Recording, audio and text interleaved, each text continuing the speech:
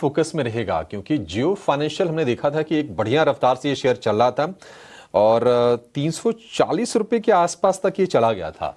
वहां से थोड़ी थोड़ी फिर से प्रॉफिट टेकिंग आई, 320 रुपए के नीचे फिलहाल ये शेयर दिखेगा।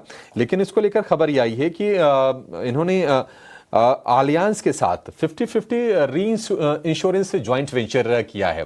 तो कारोबार को लगातार ये कंसोलिडेट कर रहे हैं और अब धीरे धीरे बिजनेस की ना शुरुआत भी हो जाएगी। म्यूचुअल फंड को लेकर, इंश्योरेंस को लेकर, ब्रोकिंग बिजनेस को लेकर कंपनी ने काफी बड़े बड़े अनाउंसमेंट भी किए हैं और रेगुलेटर से अप्रूवल्स भी मिल रहे हैं। एक बार तपन जी, आप जरा जियो फाइनेंशियल को लेकर व्यू दीजिए। मे भी हो सकता है कि जिनको लगता है कि नहीं अब तो शेयर ये 350 रुपए की तरफ बढ़ गया, अपॉर्चुनिटी मिस हो गई, फिर से 320 रुपए के आसपास के भाव हैं जियो फाइनेंशियल के, क्या सलाह होगी आपकी?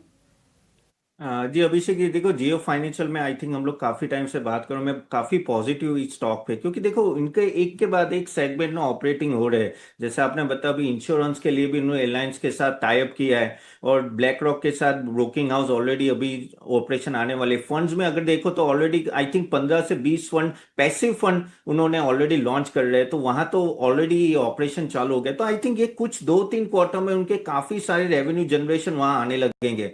अब ये स्टॉक आपको उस तरह से देखना है, कुछ 6 महीने साल का आपको देखना पड़ेगा मिनिमम, क्योंकि वो है ना धीरे धीरे प्रॉफिटेबली सब में आएगा। और अभी जो उनके गाइडेंस दी जियो फाइनेंशियल ने बताया कि भाई ऑलमोस्ट लैंडिंग ग्रोथ तो 20% का वो पकड़ के चले, जो अच्छा है। ओवरऑल एयूएम ग्रोथ भी आप देख रहे हो म्यूचुअल फंड में काफी अच्छा चल रहा है। और डिजिटल बैंकिंग के में भी वो बात कर रहे हैं कि वो डेटा यूज करने वाले जियो से और वहां से तो रिलायंस ईटेल से, तो वहां भी वो लैंडिंग काफी अच्छी बढ़ेगी और डिजिटल बैंकिंग की तरफ बढ़ेंगे। एसेट क्वालिटी ऑफ कोर्स धीरे धीरे हमें पता है जैसे जैसे लैंडिंग होगी कि किस तरह से रहेगी, लेकिन मुझे यहाँ पॉजिटिव ये लग रहा है कि उनके जो गाइडेंस इनिशियली उन्होंने दिया था, जो उन्होंने अपना रोड मैप दिया था, वहां वो आगे बढ़ रहे हैं। और मेरे हिसाब से आई थिंक 1 साल बाद आप देखना कि इनकी रेवेन्यू काफी अच्छी तरह से बढ़ जाएगी और प्रॉफिट जनरेशन में भी अच्छा खासा इजाफा होगा। तो अभी जो प्राइसिंग चल रहा है 318, आई थिंक 300 के आसपास है, ये लेवल पे भी I think one should start accumulating.